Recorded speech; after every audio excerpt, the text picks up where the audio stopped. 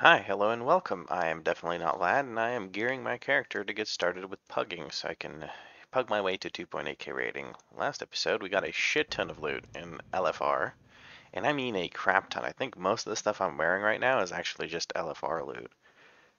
We got pretty lucky, blessed by RNGs, so to speak. And now we get to also open up our vault and see what we're going to take from there. I mentioned in that episode that I would really like it to be Um, I'd really like to not get anything good in the vault so that I can grab the socket so that later on I can put a socket onto a piece of loot that's really, really good. Let's see here. So we got pants that are a tier piece. We got the mask that we already have. We got a crown. No, dude.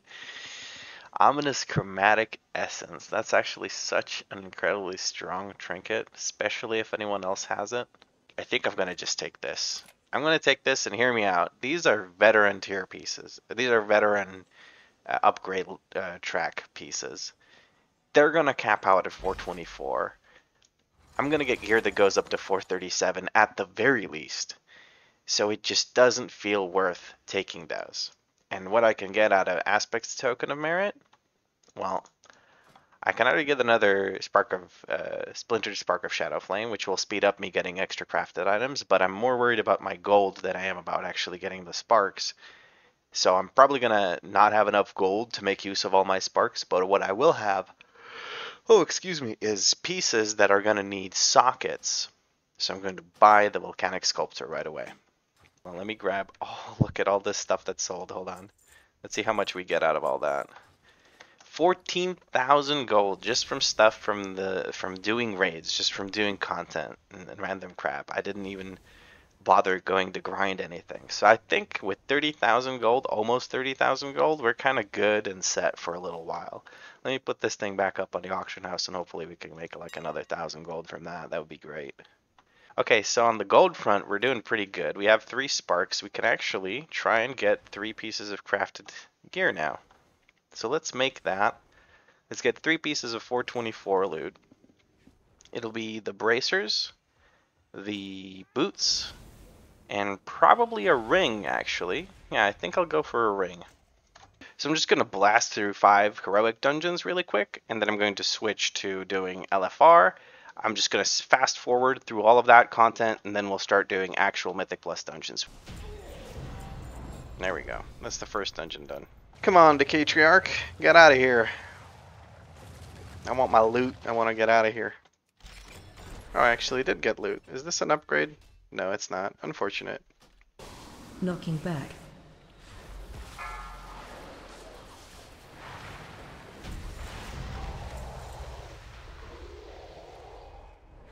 I got boots, but I crafted boots, so I don't really need those. 2 more dungeons. Let's go. Knocking back. Defensive. Give me some loot. A weapon would be really nice if I could get the weapon. Oh, I only got the helmet. And the helmet's not even an upgrade. That's unfortunate, but I'll take what I can get. 1 more dungeon and we're done with the dungeons.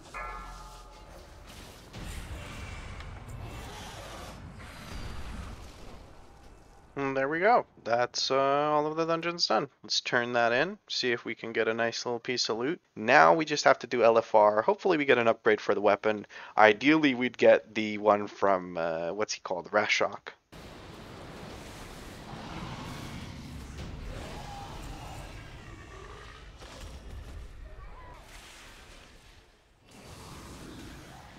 Taunt boss.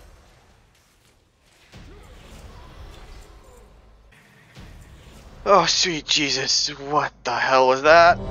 That was such a pain in the booty hole. Defensive. Stack high. There we go. No loot for me, but I don't really care about the loot from this boss. From Rashok, though, I would like to get some loot. I would like to get that weapon because I'm still back in this green. Give me the loot and let me out of here. What do we get? We get maybe legs. There's no staff. I think fuck this is the last boss of this group. Maybe I don't have to play with this Death Knight anymore. Because he's just randomly taunting with no thought process behind it. This cloak would be an upgrade. Let's see if we can get it. Nothing else we need from here, though. Oh, we didn't get the cloak. Unfortunate. Get me the heck out of here now. And now we just have the first 3 bosses. It would be really nice if I got the 2-handed staff with agility from the second boss. That would be very, very nice. Because again, weapon's the only thing I don't really have yet. Okay, well there's the dread plate. I mean, I'll roll on it. I have crafted racers. I'm going to pass on that. Transmog. No cloak. That's unfortunate.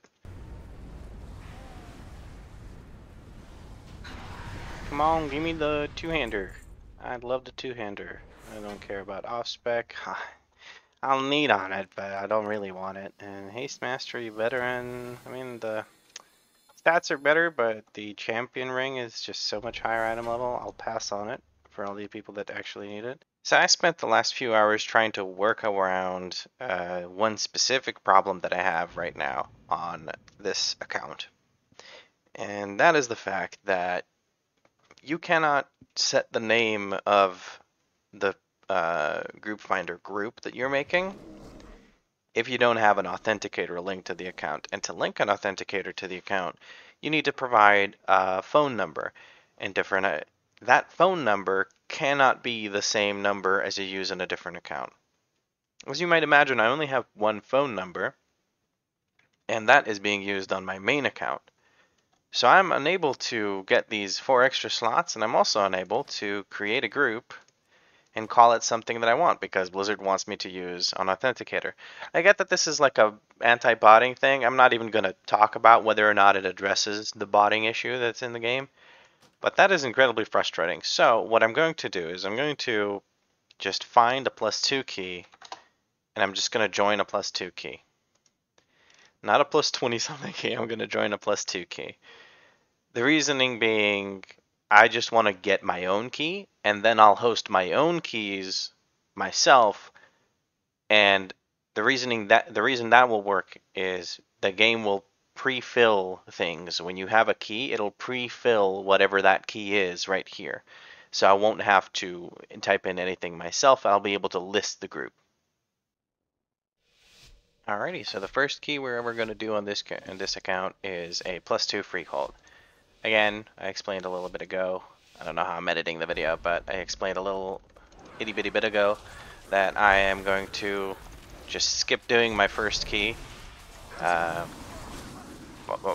very own key, and I'm just going to use somebody else's because of the whole authenticator thing that we have going on, where I cannot host a random, like I cannot set the name of the group finder group unless I have an authenticator set up. So we're just going to have to join someone else's key and deal with it.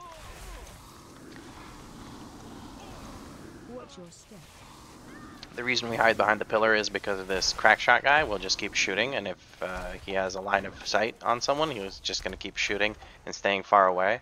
If we pull him if we stand behind the pillar, he can't see us, so he's just going to try and shoot us.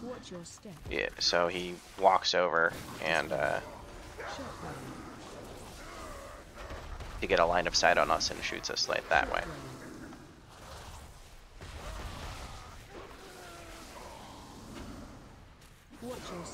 So for this boss, what we want to do is we want to stand in this corner right here. That way when the boss transitions into phase 2, he goes over to, the bird goes over here, and just we don't have to worry about where we position for the, whatchamacallit, for the bird charge. You're going to transition here. The bird is going to fly a little bit. It's going to get over there. And at that point, it's just going to charge through the middle of the room, and most people can position and don't have to move in order to avoid taking damage from the charge. As you can see, the charge is going to keep going the same direction every single time, with slight variance, but for the most part, it's just going to be the same spot. Luckily, this is a +2 key with some people who are clearly very overgeared for a +2 key, myself included, so it's not going to be a very long run at all. I don't think I'll be able to explain all the reasoning behind doing what I'm doing, so. Okay, I'm going to just give myself a bit of movement speed, moonfire this thing, and just keep going. I'm going to switch to travel form so I don't have to worry about being caught up to by that mob. And I'm going to pull this group over here. Sometimes there's a trapper here depending on how quickly you're going through the dungeon. This time around we didn't have to worry about the trapper because there was oh, I need to move because of the timing just lined up where we didn't have to bump into the trapper. There it is.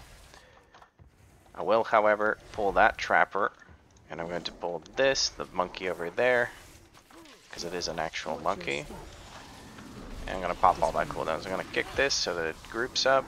I'm a druid, so I can walk on top of these traps from the trapper and remove them. That way nobody else has to worry about them.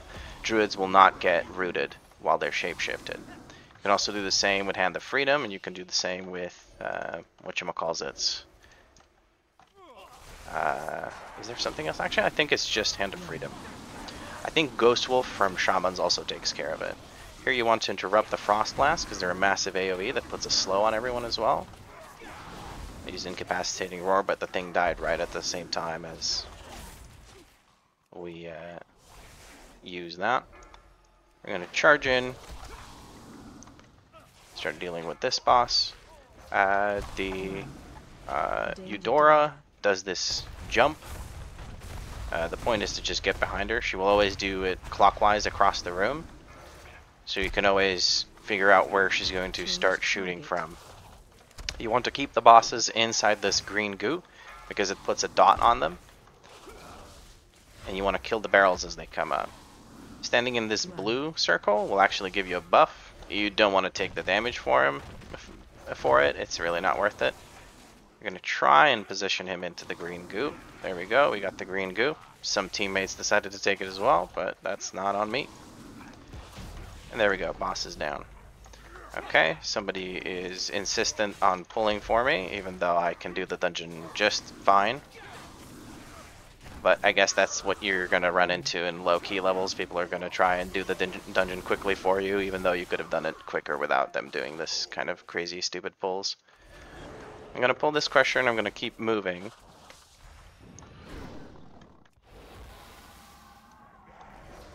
Ryan Scales. Interrupt them with that. I'll grab these. Pull this Crusher. Now this is a big enough pull where I'm not going to get any complaints about it. I'm going to kick that Crusher again. Use our Berserking or Incarnation. And now it's up to the healer to keep the group alive and for the group to kick everything that they need to kick.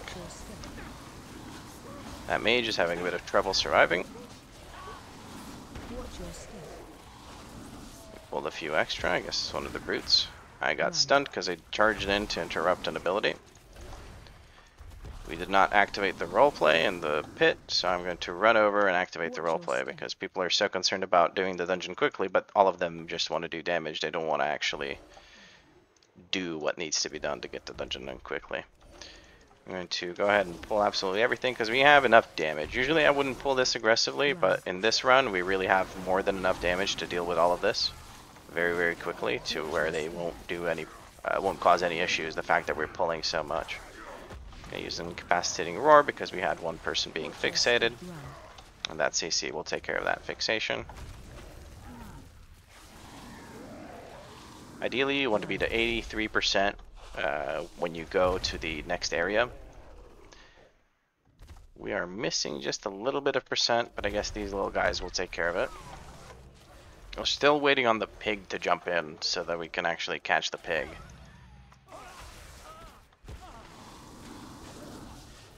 Yes, with the with Ludwig, once you take care of Ludwig, you will have 83% here. So this pathing was relatively good.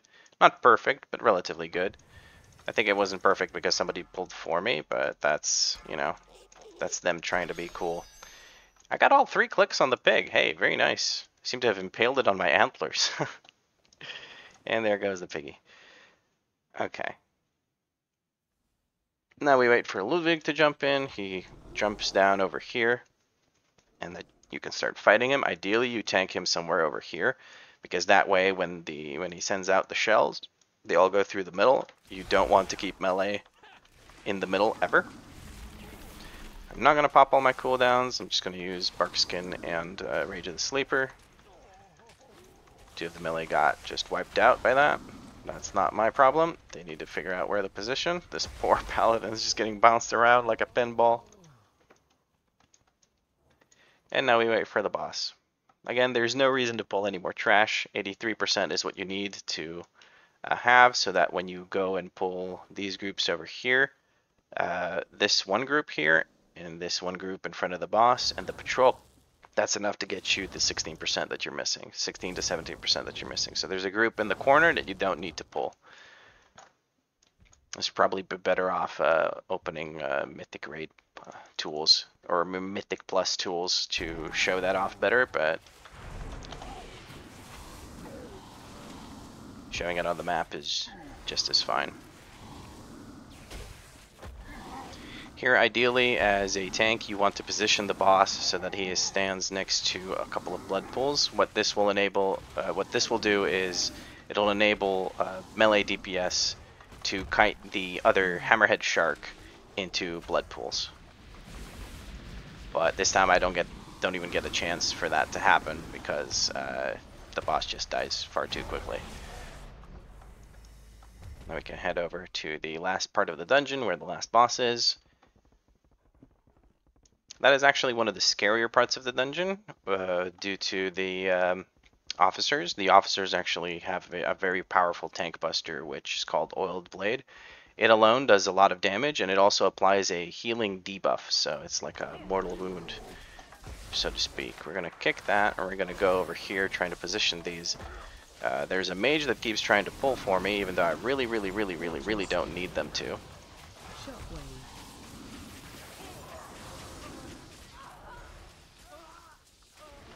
That was a very quick kill. I'm going to moonfire these, and I'm going to pull them into the next group.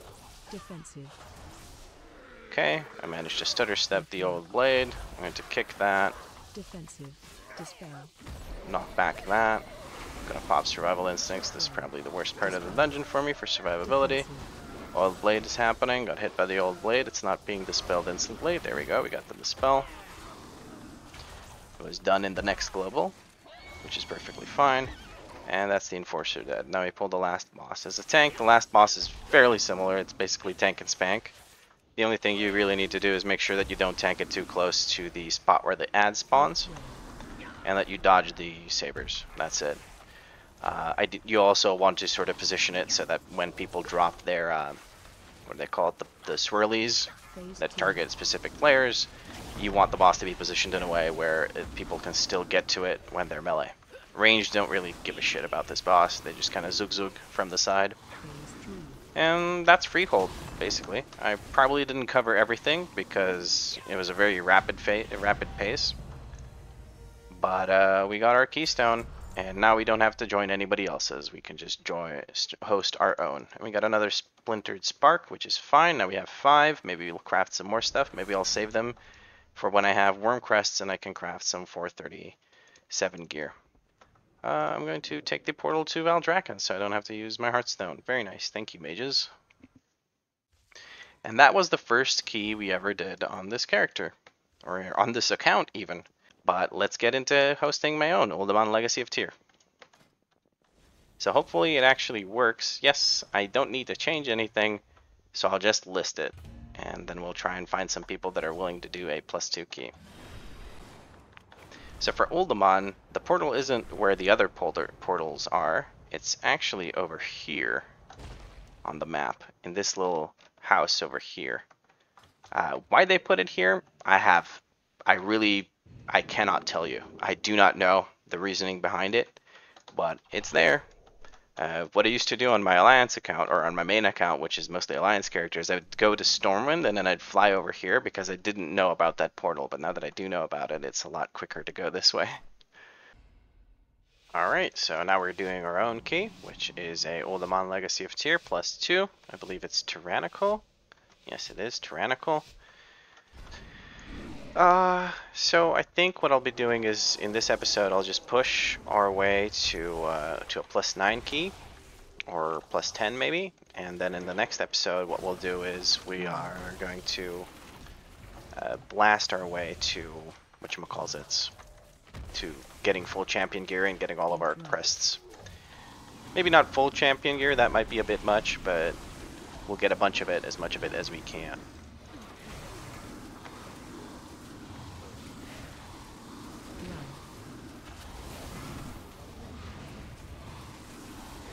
To try and interrupt one of these chain lightnings, but it doesn't look like the group really needs much much maintenance in that front. Nobody seems to be kicking anything, but no big deal there. I'm going to grab these. I'm going to line of sight the 2 Geomancers right around here. I guess we want to pull more for some reason. People insist on pulling more than I want to, but hey, whatever. It's not like it's not like I'm doing tiny little baby pulls either. Like that first pull of the dungeon was quite juicy. But I guess in these low keys, people just want to blast through them.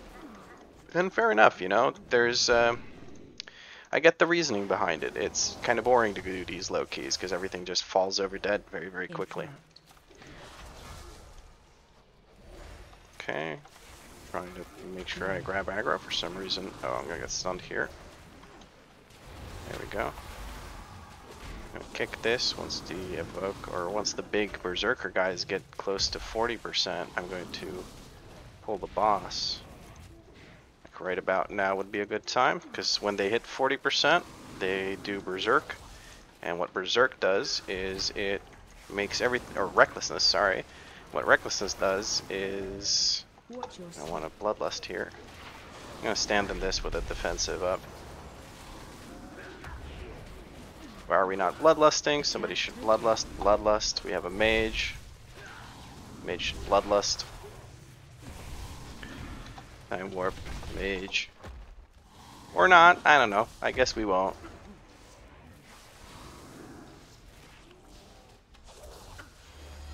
Oh good, now when the boss is at 30%. Okay, I guess people are a little bit new to the game. Maybe this is someone making their A mage alt, lots of mage alts these days because they're so best in slot. Or best in slot I guess isn't the best word to use, but you get what I mean. They're the meta. I say that as I play a Guardian Druid, which is apparently like turbo meta. But yeah, there's a lot of mages that come in and it's an alt and they're not used to having to use Bloodlust because they play something else. He changed his shortcut. Oh, that's fair. I get that. Okay. Now with this boss, what you really want to do is make sure you stay on top of Eric after he charges so that people can cleave it.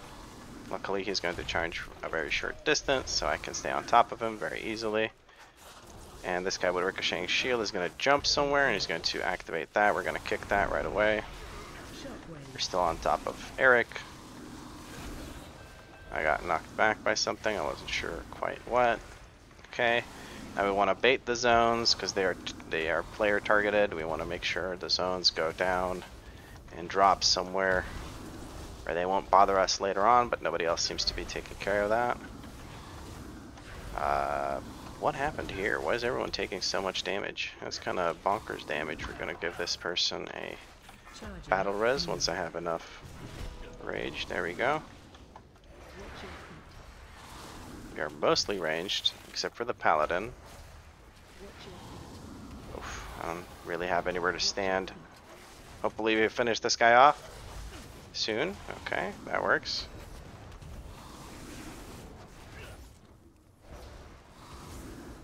Come on, damage dealers, do your damage. There we go. And we give movement speed again. Rebuff whoever it was I battle resed, and we can keep going. I'm not sure why everyone took so much damage there. I'm genuinely not certain what the issue was. I've seen that happen before. Nobody seems to be standing in anything, but everyone's taking a huge chunk of damage over time for some reason. I'm not sure what happens that causes that. Alright, so here what we're going to do is we're going to go ahead and pull absolutely all of these guys, including this last one, and what we're going to do is we're going to stutter step so that we don't get hit by the thing. We have a Frost Mage, so it should be quite comfortable. I'm going to knock all of them back, and I'm just going to let the range do their thing. Gonna put this down. As they walk towards me, they're going to get yoinked back. They're going to get slowed by it as well. The range doing their job. They're getting their damage down. Okay, I'm going to charge through. Hopefully not get bitten. Only got bit once. That's okay. Gonna knock him back again. Unfortunately out of the Mage's Blizzard. There we go. Give everyone movement speed. Use one of my frenzied regens to get my stuff back. And let's zug zug. We do this boss now. So what you want to do is you want to drag her through the orbs to remove the 2 orbs. Okay. The 2 orbs have been removed, and we want to put her in the 3rd orb to get her stunned when she reaches near max energy or once she starts casting her buff, Titanic Empowerment. Okay, there we go. She's going to start casting it soon, so I'm going to make her walk into that. She gets stunned, and that's it. That's the whole boss over and over again. In the meantime, she also targets a random enemy, or rather a random player, other than the tank, and throws, whatchamacallit. Okay, there are the orbs. Throws a bleed dot at them, some sort of shard or whatever. It can be spell reflected for some reason, even though it's a bleed. Ooh, that person almost got stunned, which would have been quite unfortunate considering the fact that then we can't stun her. I almost failed that. I wasn't paying attention to her energy because I was talking too much. But I believe she dies now before she has any chance to do anything else. So we're just gonna zug zug smash. I'm gonna do a very big pull here coming up in a second. Hopefully people don't mess this up for me. We're going to kick this so the mob stays on top of me. Incarnation, we're going to start spamming our Iron Fur. We're going to keep going. We're going to line of sight everything.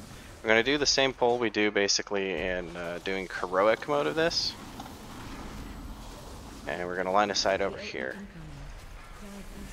I'm going to use my roar to interrupt all of that. Hopefully people stop standing in front of that. I'm going to push everything back. Most of it will get pulled back to the thing. I'm going to turn. I can't see where players are. Okay, that's where the paladin is. He's the only other melee, so I really only have to worry about him. Ideally somebody would stun this, but we don't seem to have a stun available right now, which is fine. Okay, the Holy Paladin healed through it. Who'da thunk it? The class that's the current best healer managed to heal. Good. I'm not going to pull more than this because this group is actually a bit of a pain in the ass. The Earthquake is undodgeable damage from what I understand, so it's just a lot of damage that we have to kind of survive through. I'm going to use my healing ability thing here. I'm going to kick the curse so nobody has to deal with that. Trying not to make the Fishing Strike hit anyone that's in front of me, or behind me I should say. And there we go, we took care of that. I'm going to give everyone movement speed, and we're going to start blasting these spiders, as well as these bats. Now the bats we really want to interrupt because they cause a silence if their cast goes through. We're going to be staring at that. We're going to interrupt the first one. We managed to interrupt 2 with that, and we're going to kick the 3rd one with our kick. Nice. Now we don't really have much to worry about here other than the spiders jumping around. I'm not even going to bother using Ursol's Vortex because everything's dying very quickly, because I managed to let the casters keep casting, so that's very nice. Kitty cat form and dash. Could have just dashed to get into kitty cat form, but that's okay. Everyone's in the group, or in the area, so I can start using my thing. We're doing it so quickly that we don't even have, what's it called, Bloodlust available here. Paladin got hit by one of the orbs. Just gotta make sure we move this just a little bit. That will force the Paladin to move as well, and also put us out of harm's way from the orbs. Hopefully Paladin doesn't get hit by more orbs here. Okay. I'm focusing on keeping the boss standing on this side so that when he goes to the middle for the intermission, we don't have to actually move. He's going to go to middle very soon. Yes, there it is. And that's going to activate these keepers, and then we can kill the keepers. We almost managed to... Oh, we got split because he turned a way that I wasn't expecting, to be completely honest with you. I thought it will go there, like the beam, but that's doesn't seem to be the case.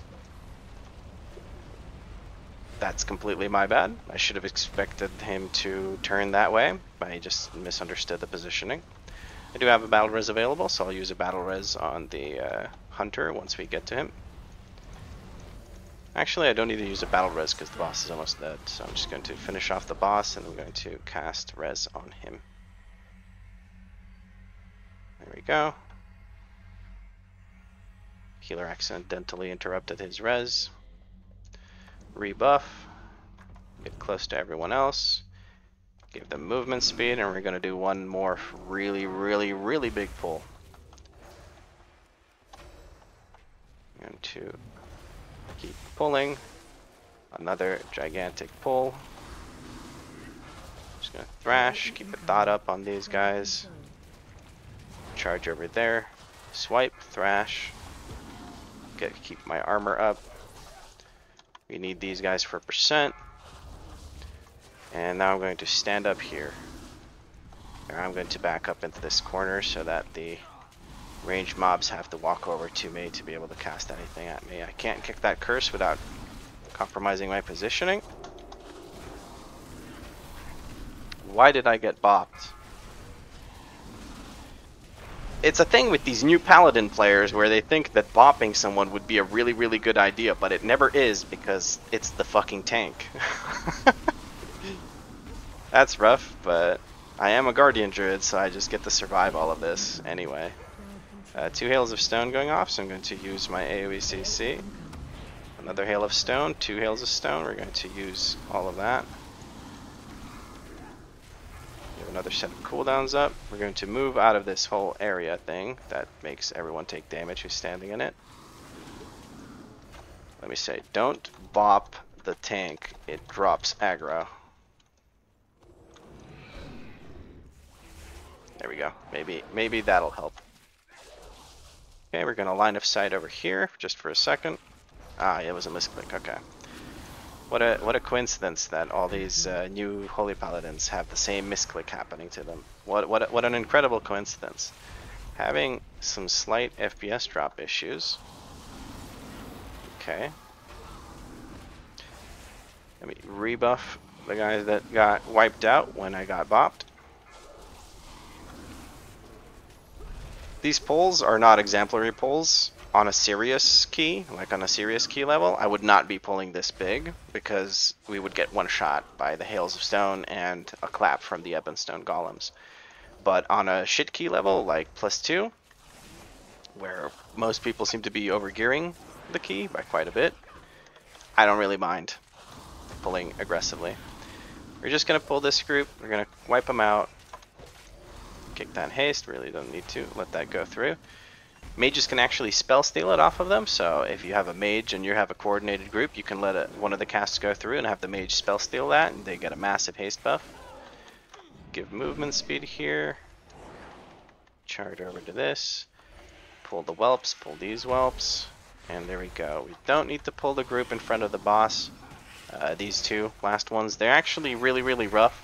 They are strong enemies and you don't want to mess with them because they put this dot on you and they refresh it every time it reaches about 2 seconds. You can line of sight it and it won't refresh it, which is very good, but most of the time people don't bother doing that unless it's a very high key and it's very good players. But we also do have a Shadow Priest who can just mass dispel all of that from all of us, and that's amazing. People seem to know about the skip here, so these guys definitely know what's going on. That's always good. I'm trying to jump over that. But yeah, you can skip these guys. You can also Mind Soothe. There we go. We also Mind Soothe that. Pull on, pull. We also Mind Soothe that for extra safety. And we're just waiting on the hunter to catch up, and then we can Bloodlust on pull. We're going to pull the boss over to the corner of the room so that we leave the most room possible for the Eternity Zones. Here it really shouldn't matter because we are just so overgeared, we're going to kill the boss very quickly. But the longer the fight drags on, the bigger the chance is that you're going to run out of space. See, beep, that person just dropped the zone in the middle of the room. That's really bad.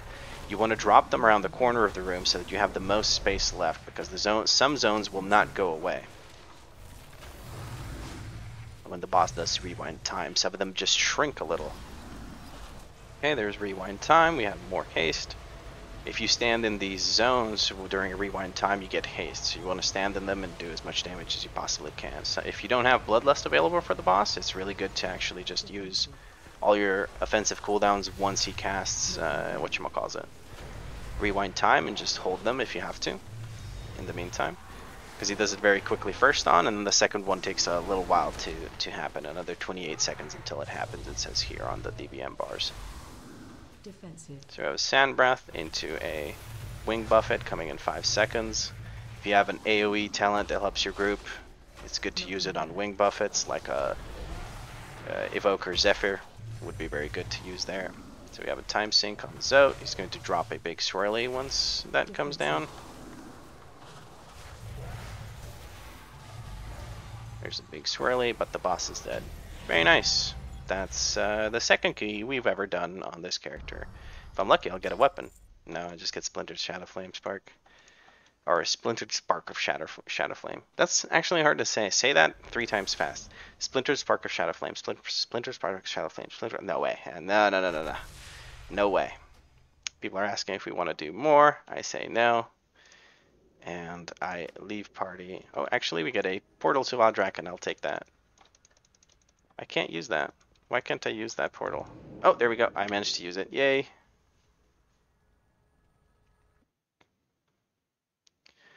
Okay, I'm going to promote this guy to leader, and I'm going to leave party. Because this is a pug to 2.8k, I can't use a pre-made group. I just have to pug from nothing with me inviting.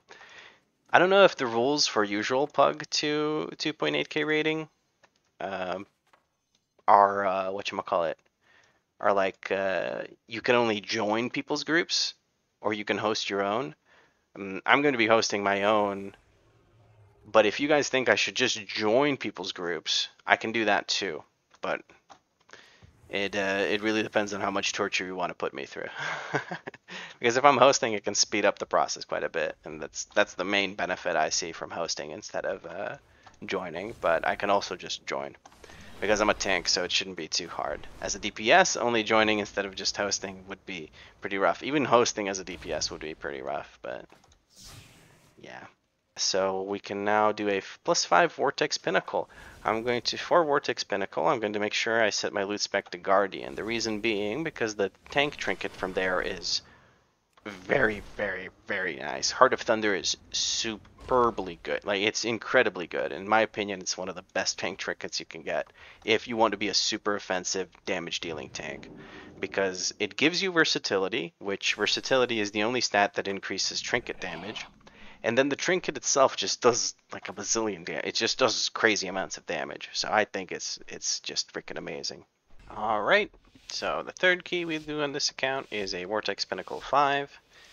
The second time we're doing something on our own key. The first time, again, I explained earlier, I can't change the name of a group I'm listing in the thingy thing with the stuff in the group finder, unless I change the, what's it called? Unless I get the Battle.net Authenticator, and I don't want to get the Authenticator, so we are, well, not that I don't want to get, sorry, that's the wrong word to use. I can't get it because my phone number is being used for the other Authenticator for my main account, and I'm sure as hell not going to take it off my main account to use it on my other account. So I'm stuck doing this without an Authenticator, which is unfortunate. It's probably not something I should be advertising. Who knows who's listening? I might be hacked. There might be someone with a hoodie pulled over their forehead, plotting, typing into a terminal for no apparent reason. If it wasn't obvious, I'm trying to like make a joke about how they represent hackers in like popular media, which is always just a really weird thing. Okay, we're going to hit that. Line of sight that. There we go. Okay, we're going to drop Ursfall's Vortex, so if these guys charge one of the range, they're going to get yoinked back, and it's not going to actually hit them. If the range would just get a little bit further away, maybe we could make that work, but not like this. I'm saving my interrupts and AoE CC for the Cyclones. The Cyclone casts, I should say. I also just realized I need to get my WeakAuras that I have usually for, what's that thing called? For when cooldowns on enemy nameplates. That would be ideal if I could get that, but right now I can't. Interrupt that Cyclone cast. We're going to look at this other one. We're going to interrupt that with an incapacitating roar.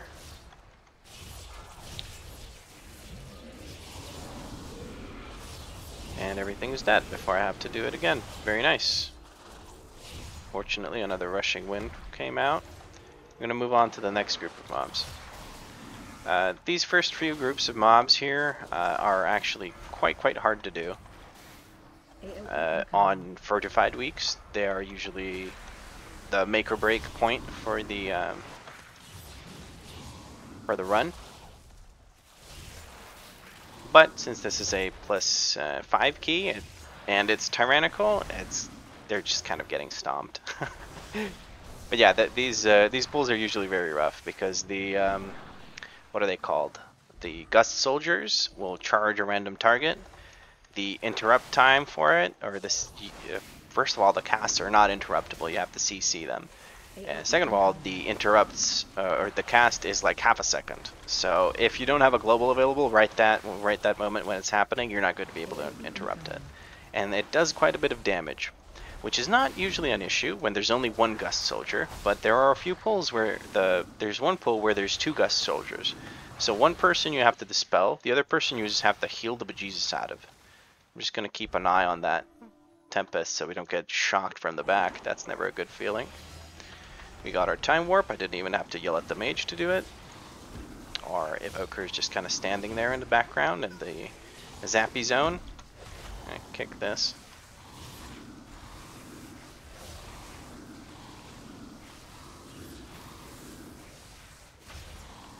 So the boss is fairly easy. As melee, it might look really hard to avoid the damage from the orbs, but it's genuinely not. You just move to the right constantly. And as an orb approaches, if you keep moving to the right, a gap will form. So there is a pattern to it, and it's not horribly hard to avoid taking damage here. Ideally, people would kind of group up here. Actually, we have a Holy Priest healer, so we don't really give a crap how spread out we are. I'm going to kick that because it isn't targeting me. So hopefully somebody kicks that. The warrior kicked it. Very good.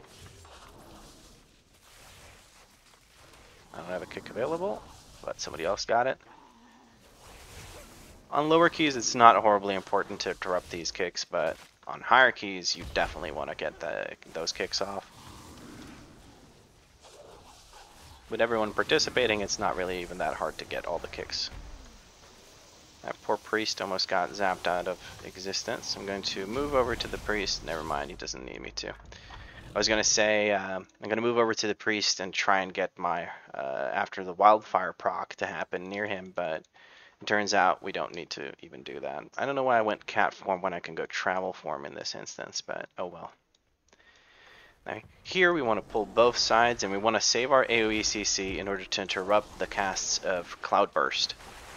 Because Cloudburst is a pretty big AoE damage source. The group needs to be on top of that. I'm going to get 3 casts here. I'm going to put down my Ursol's Vortex. I'm going to wait for the next few casts and we're going to do a knockback. But apparently all of them have been interrupted, so I don't have to worry about it anymore. Very nice.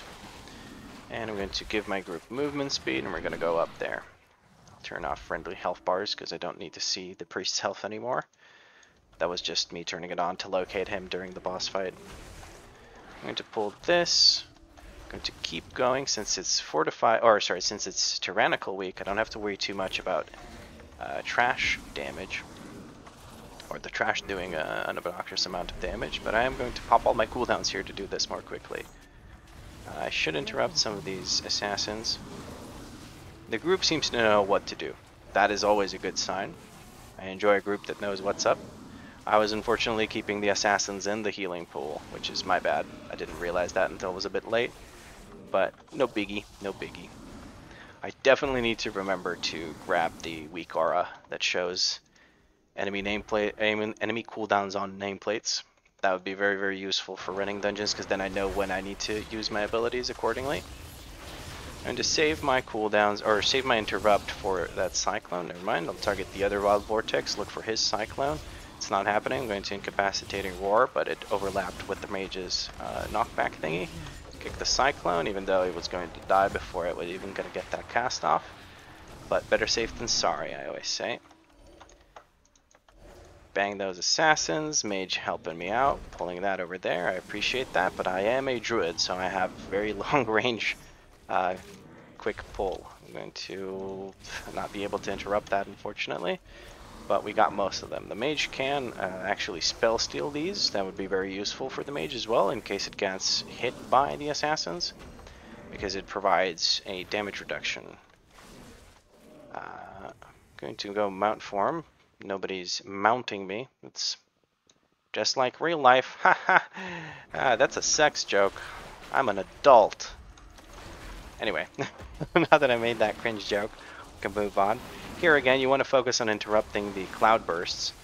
I'm going to kick that. We have the mage coming in hot with the AoE knockback. And that seems to have taken care of most of them. The assassins might try to recast their buffs here in a second. This one is still under the effect of his buff, so I don't think he's going to recast it anytime soon. I can give people movement speed, and let's get up there. I'm going to switch from bear form to human form to do that.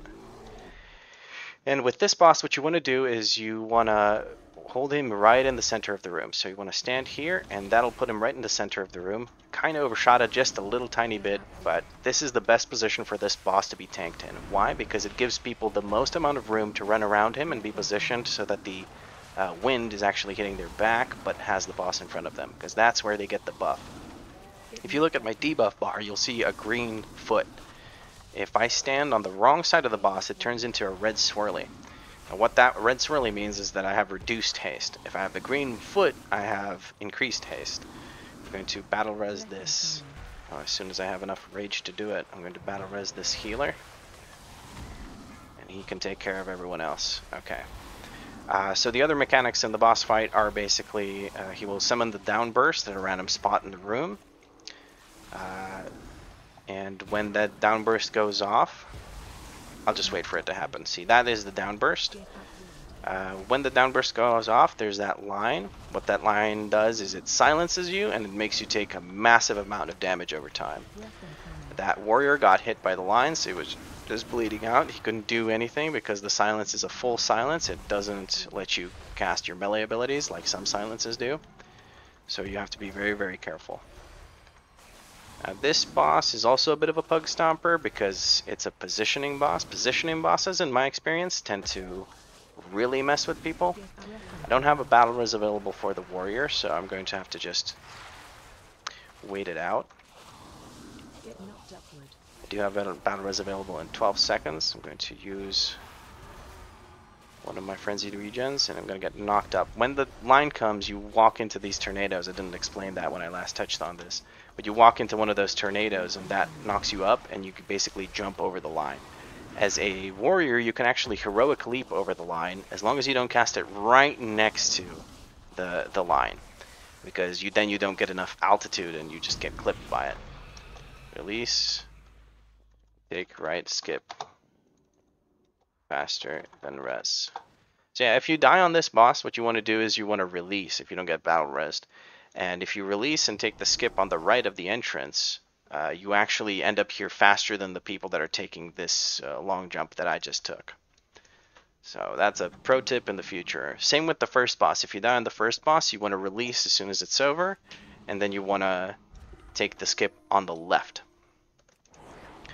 Alright, here you want to pop cooldowns when you do this pull, like short cooldowns, light cooldowns, because the crashing stomp thing actually does a surprising amount of damage. We're going to kick that. Now I can't kick rally, hopefully someone kicks it. Nobody kicks it.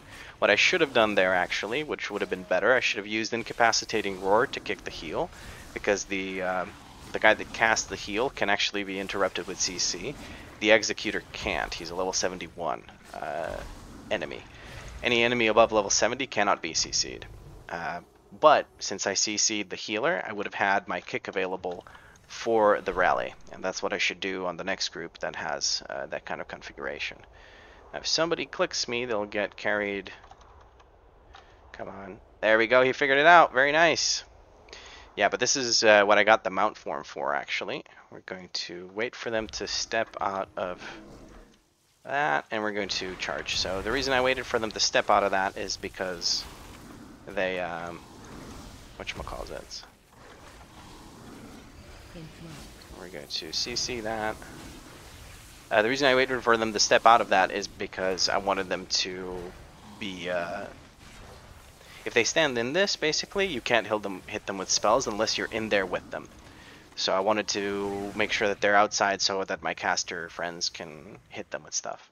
Since we skipped the dragon, we have to do these stars. If you skip the dragon, you cannot skip any other enemy in the dungeon as far as I know. This may have changed, but I remember doing this and skipping the stars and then not having percent to actually clear the dungeon. So I believe these need to be done if you skip the dragon.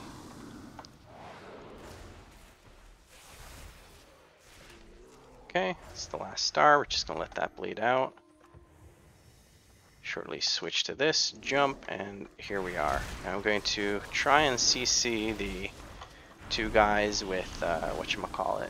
When they start casting their heal, I'm going to CC them with Incapacitating Roar, and I have the kick for Rally. There we go. That's exactly what I should have done on that first pull after the second boss. But this time I actually pulled it off because I was using my brain. Very good.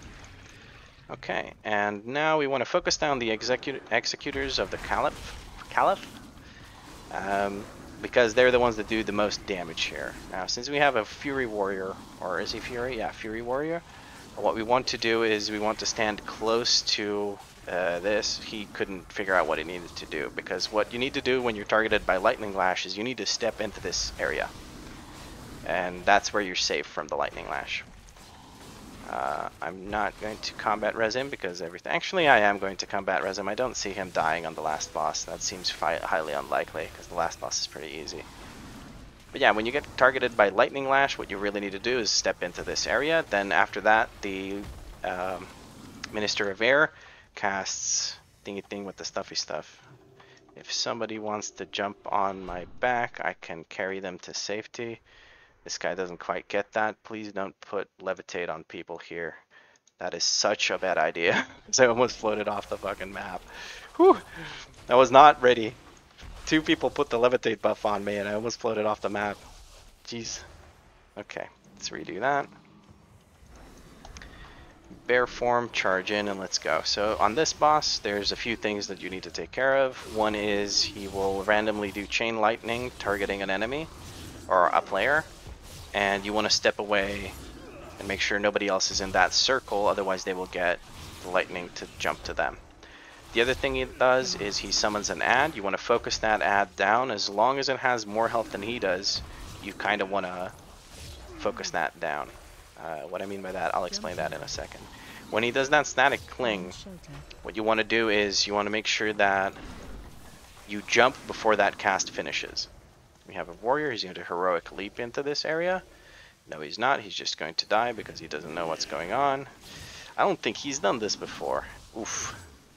Maybe I should have saved my... Ooh, man. I really probably should have saved my battle res for the boss. But okay, we can 3-man this boss. It's still very easy. And it's going to be a +3, I believe, even with the 3-man.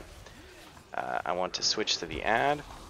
Now the big problem what happens on this boss is people will get targeted by chain lightning while the ad is still up, and that'll actually make them take a whole bunch of damage from the pulsing damage from the ad and the chain lightning.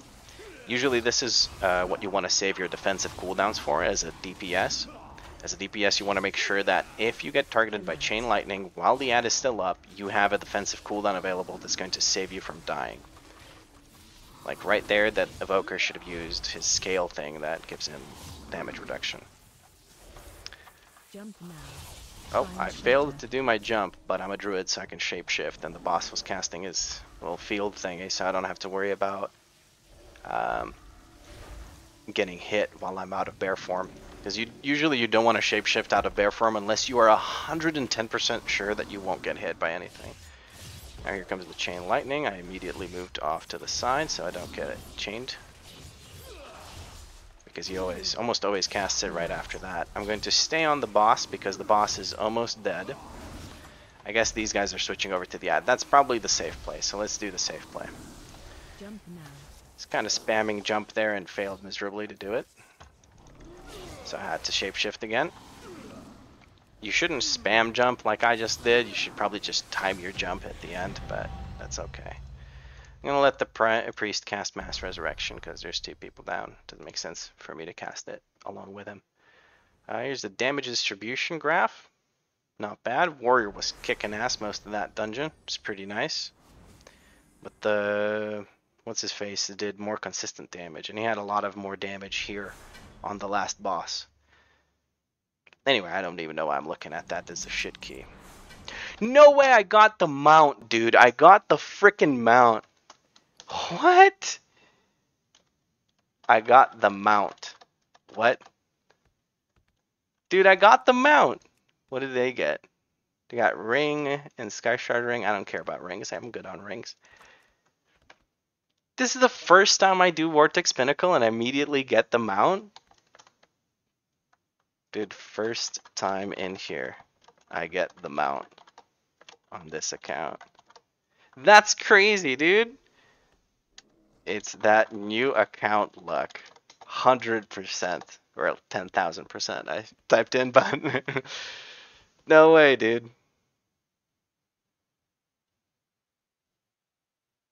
Dude, do I offer trading it for gold? Anyone wanna buy a mount? Anyone wanna...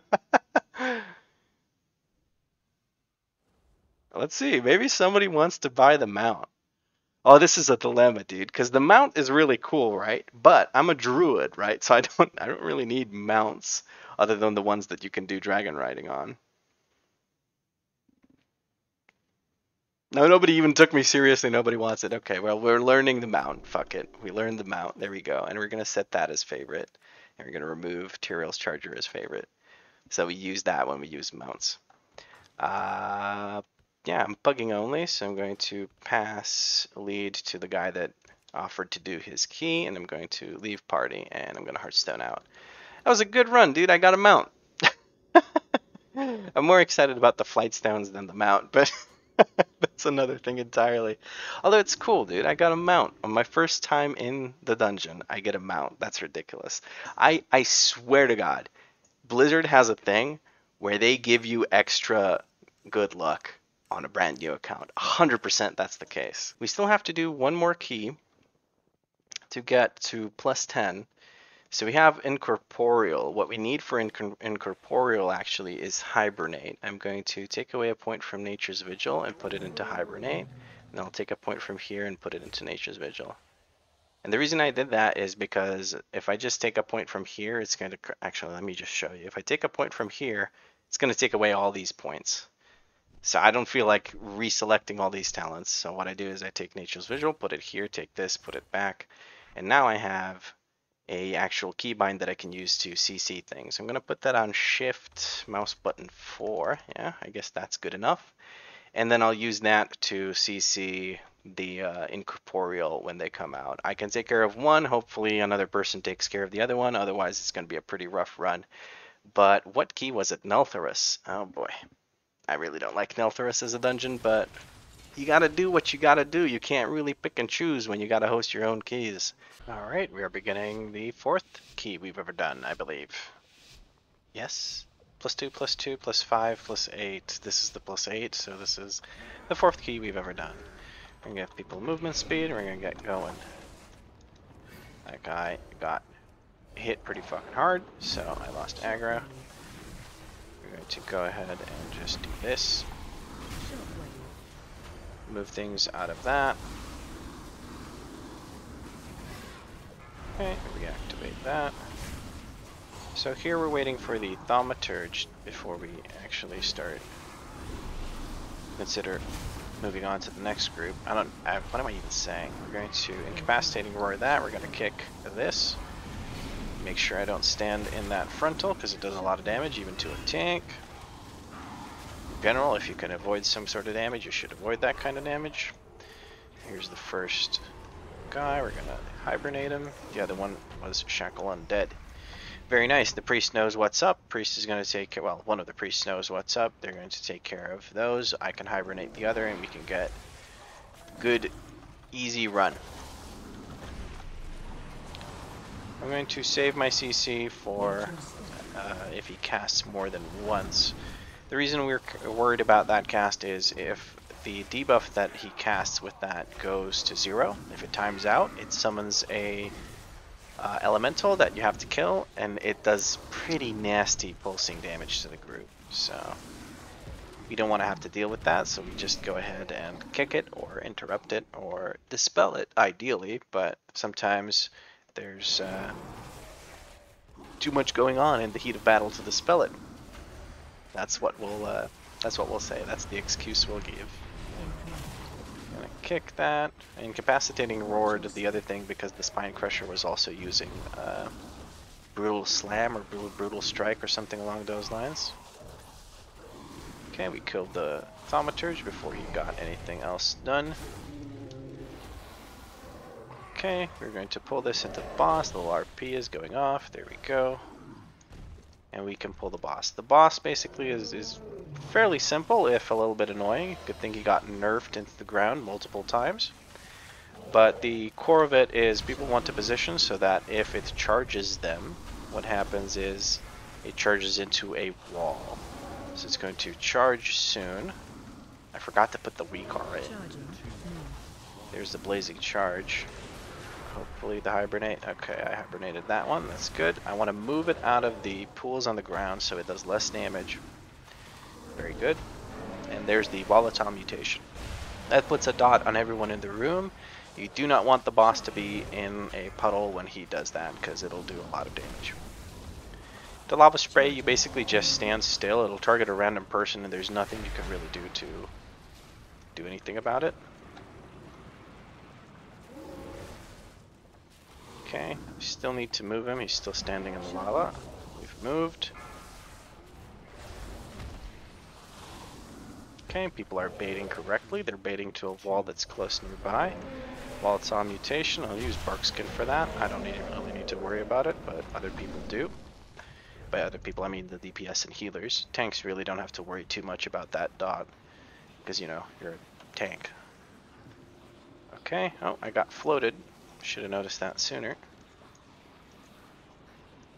I'm going to go human, or go troll, and I informed the group before we started the run that I was going to pull to the boss door. So what we're doing right now is we are going to keep pulling, or keep moving, until we get to the boss room entrance. We're going to pull all the mobs we can in there. And we're going to kick this, and then we're going to continue moving. Okay. So what I'm doing now is I'm just grabbing as much trash as I can, because what we're going to do is we're going to use chains. And the chains are going to basically one-shot these mobs. And somebody asked if they had nerfed that. I don't believe they have. I'm going to hibernate this. There we go. We've hibernated it. Mage also polymorphed it. Now we've grouped these up. I'm going to use some defensives. Going to use the AoE heal that I can. Okay, now I want to use a chain. To kick that, I did use a chain and it procced. I'm in danger of dying, so I need to focus up. For some reason, people still have aggro. How are people taking aggro off me? What's happening that they're taking aggro off me?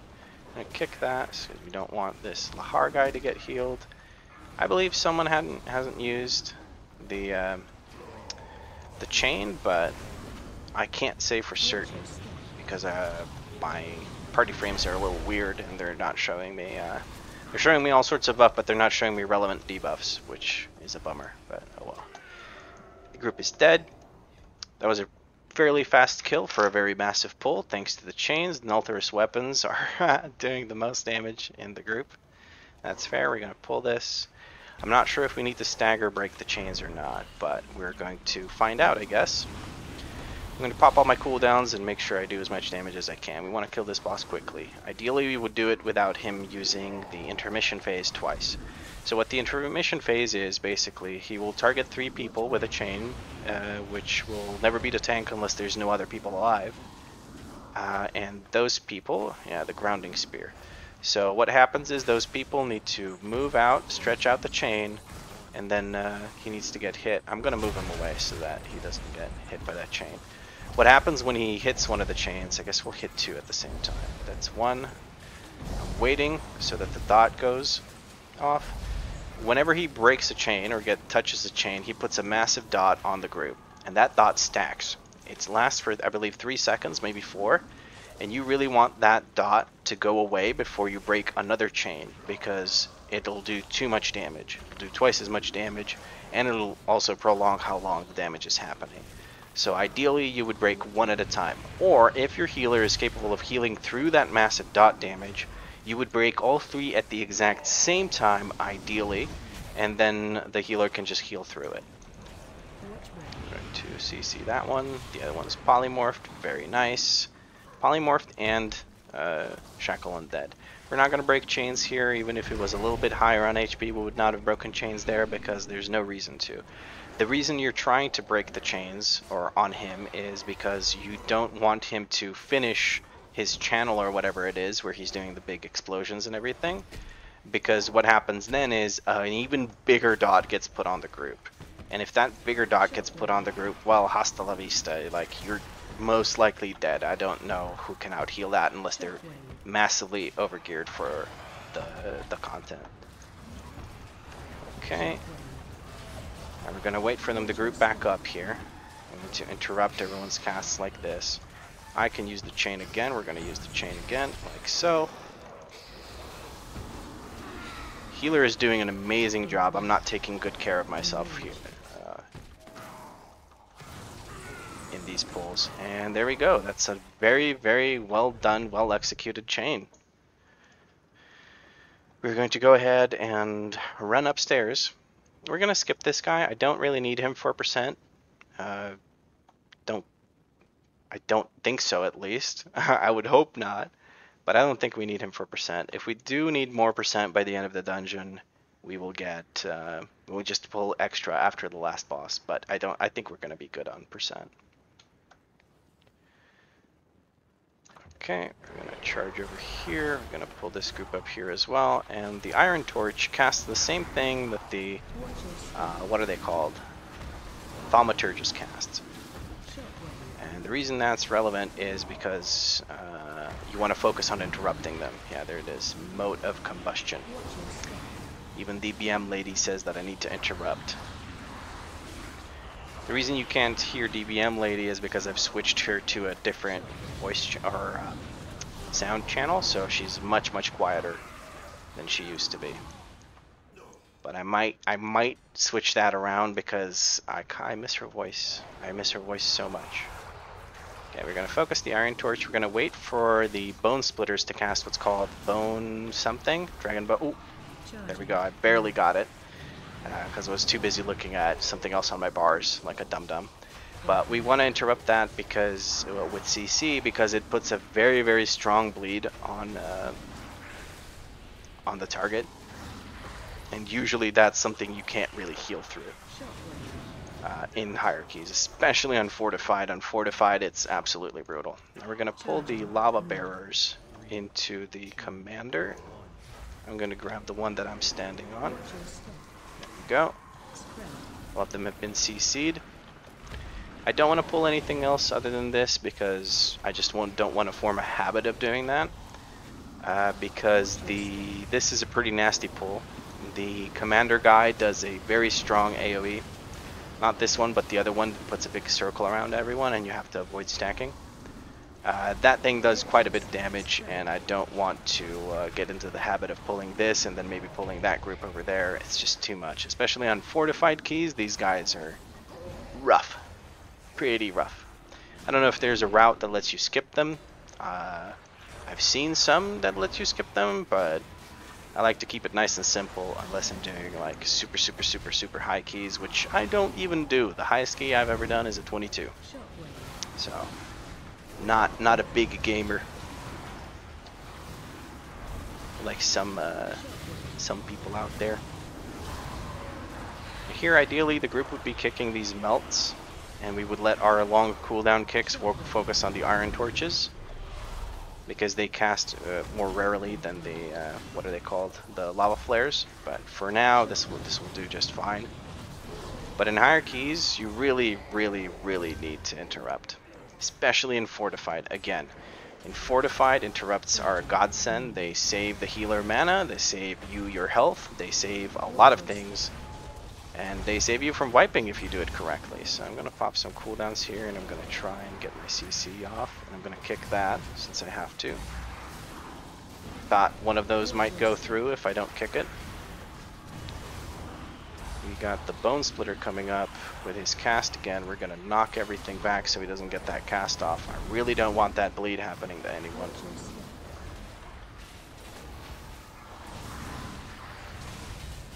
This mage is absolutely blasting the DPS. I mean, they're really going to town on these enemies. I love it. I'm here for it. Makes the dungeon a lot quicker when you have someone doing that much DPS.